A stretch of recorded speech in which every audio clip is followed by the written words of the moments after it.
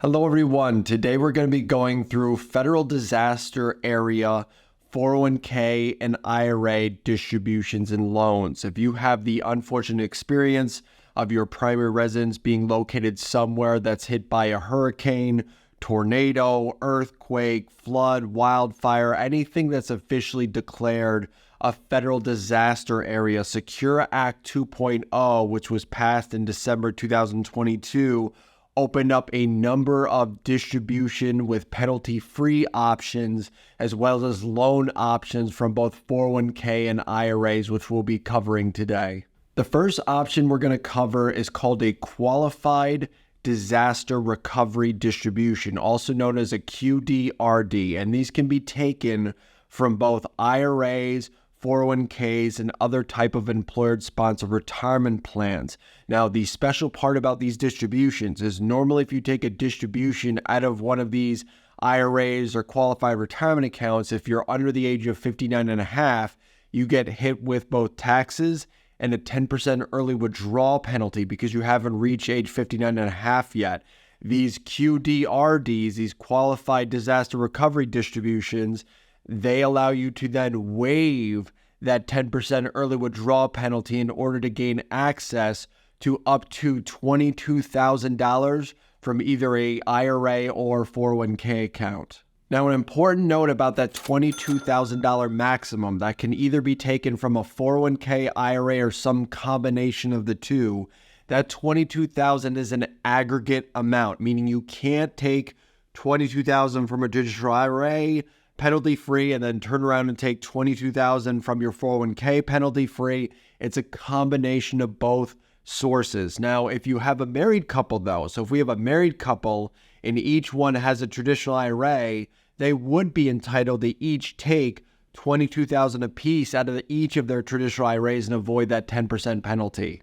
Next, we're going to talk about how these distributions are taxed. So while you may be able to avoid the 10% penalty up to that $22,000 threshold, all the distributions still represent taxable income to you. So at a federal or state level, you may have to report that as taxable income, but they provide you with some options here. So with these qualified disaster recovery distributions, the taxpayer either has option one, which is they can elect to claim the full distribution in the year it's taken towards their taxes in that tax year, or they have the option to split it equally over the next 3 years. So let me just show you an example. So let's say Sarah takes a $12,000 qualified disaster recovery distribution out of her IRA. So she receives the $12,000. She doesn't pay the 10% early withdrawal penalty, but she still has to report that $12,000 on her taxes as taxable income. She can either choose to report it all $12,000 in the year that she received the disaster recovery distribution, or she could elect to split it up $4,000 each year for the next 3 years to kind of spread out the tax burden. They also give you the option to repay some of these qualified disaster recovery distributions to either your IRA or 401k plan. So from the date you take the distribution, you have a 3-year window to put all or some of that money back into the account that qualified disaster recovery distribution was taken from. And what that does is it allows you to recoup some of the potential taxable income that you paid on that disbursement. So if I take, let's say, a $10,000 qualified disaster recovery distribution today, and I report all of my taxes in 2023, but then 2 years from now, I want to put that back into my account and repay it. I can take that $10,000, put it back in that retirement account, then I can amend my tax return and recoup the Fed and state income tax that I paid on that distribution. There are 3 primary requirements that make an individual eligible to take one of these qualified disaster recovery distributions. Number 1 is your primary residence has to be located in an area that's officially declared a federal disaster area. Number 2, you have to take the distribution within 180 days of the disaster occurring. And number 3 is you have to experience a financial loss due to the disaster occurring.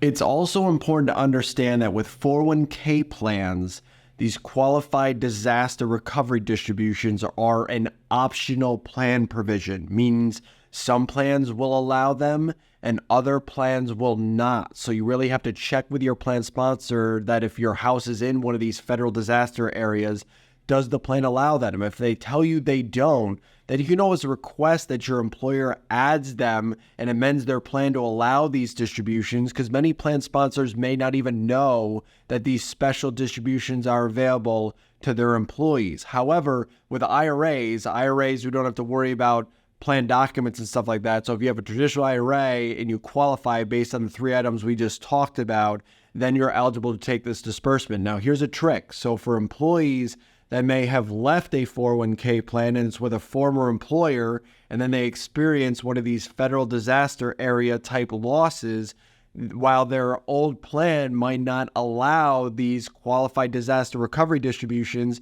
they may be eligible to roll over that balance in their former employer's 401k into a traditional IRA, and then once in the IRA, take the distribution from there.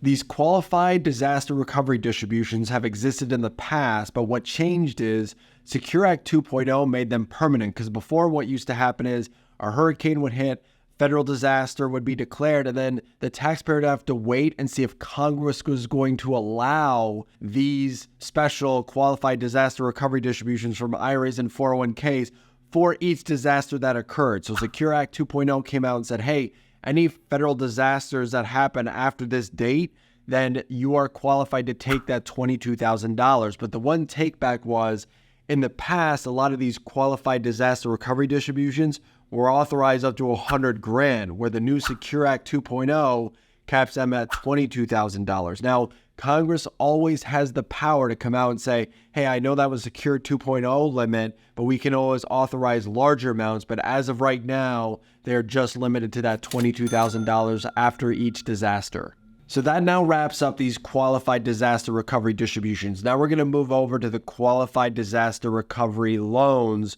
which are available in 401k, 403bs, and other type of employer-sponsored plans. They do not apply to IRAs, because IRAs only allow distributions, they don't allow loans. But if you have a 401k and your plan allows these qualified recovery disaster loans, normally in a 401k plan, the max amount you can take in the form of a loan is the lesser of $50,000 or 50% of your vested balance in the plan. However, if your plan allows these qualified disaster recovery loans, the max amount you can take is the lesser of $100,000 or 100% of your vested balance, which is obviously an enhanced limit. Under traditional loans, you can take the loan up to a maximum of 5-year duration. So you got to make loan payments over 5 years to pay yourself back. Well, under these qualified disaster recovery loans, it's the same 5-year period, but you have the option to delay your first loan payment up to a year, because they realize you've experienced a financial hardship with whatever disaster has come through the area, where normally most 401k loans, you get the loan and those loan payments start immediately out of your paycheck. They're going to allow you to delay those loan payments up to a year to give yourself some breathing room before they begin. Oftentimes, plan participants will view these loans as slightly more favorable because it doesn't trigger an immediate tax event. So if you take a $50,000 loan from your 401k plan and they give you a check for it, unlike a distribution where you got to immediately pay Fed and state tax on that distribution, that's not how it works for loans. So with loans, you receive your $50,000 check, you start making your loan payments back to yourself, and the loan payments are made with after-tax dollars. So that's essentially how you put that money back. Now, while loans have interest, the interest is paid to yourself. So essentially, for all intents and purposes, they have interest, but it's an interest-free loan because the interest is going back into your 401k account. So it's just another option that plan participants can weigh.